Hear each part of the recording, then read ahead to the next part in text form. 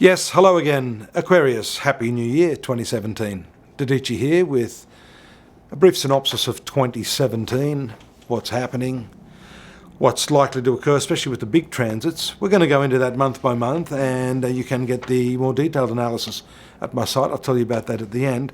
But you'll continue using, I hope, the power of Jupiter in the 9th house of your horoscope, the higher mind, meditation, spirituality, legal and cultural and foreign affairs. All of these points in your horoscope are favourably indicated by transit of Jupiter. That's going to continue up until the 10th of October, believe it or not. That's a very general transit, but one which tells us, Jupiter's position tells us exactly where you can best put your energies throughout the coming 12 months, and especially because Saturn in your 11th house, Saturn being one of your rulers is good. It can actually fulfill you in some ways, but that may come as a result of really identifying the sort of people that you should be eliminating from your life. We've talked about that over the last 12 months.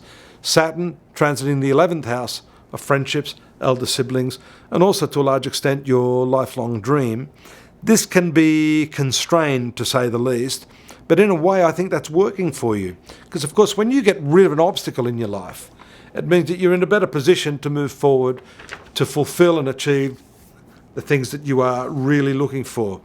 December 20th, 2017 is when that particular planet, one of your rulers, will move out of the 11th house into the 12th house.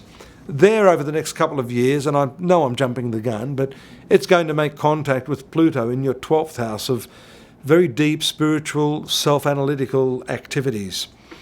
So what you're doing now, for example, with that Jupiter in your 9th house, it's like you're collecting information, you're improving your skill sets, because after October 10, Jupiter will move into your career sector. And this commences a big year for you, 17, 18 in your working life. That's a once in 12-year transit that happens at that point, and you'll start to see your career taking off at that time of the year. So the last quarter of 2017 is far better for you in terms of your professional activities. Relationships take an interesting turn, especially after the transition of the North Node or karmic point into your 7th house of relationships and significant partnerships in the latter part of May into early June. That is a really significant one. For those of you that aren't married, I often see this planet connected with karmic meetings, soulmates that come into purview. And if you're already married, this could actually indicate some obstacles, but if you're careful enough, you can actually connect and find those things within the relationship that are specifically karmic to the two of you that can actually lift your relationship to a whole new level. You have Uranus in the 3rd house. Again, this 3rd house and 9th house are strongly connected with learning, education, journeys, travels. This is the reverse of what we see with Libra, but again the 3rd and the 9th houses for you in Libra are powerfully activated this year. So education and travel are very big on the cards. The one transit I want to talk about before I finish up, because it is brief, is the transit of Mars and Neptune in your 2nd house with the South Node. A lot of confusing energy around your finances this year, and especially in the first part up till the early part of March. So I want you to carefully note what it is you want in terms of your money, what it is you're not getting. You've got to do your Ben Franklin list here, pros and cons. That's best done right at the outset, because on the 1st of January we see that Mars and Neptune conjunction, which is problematic for you. It's very deceptive.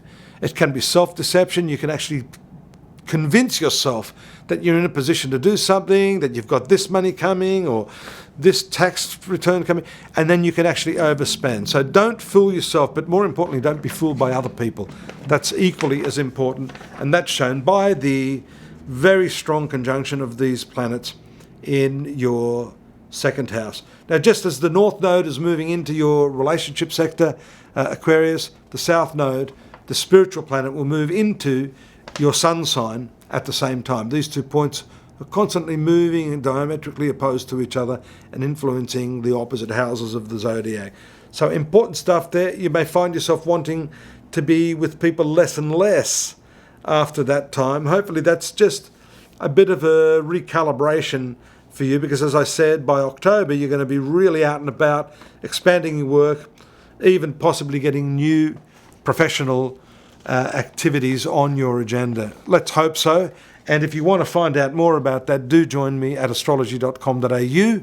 That's the site that I was alluding to earlier, where you'll get your 1,500 word detailed 2017 analysis, and it's on the house. So do join me there. And until next month, have a great time, and I'll see you soon. Bye-bye.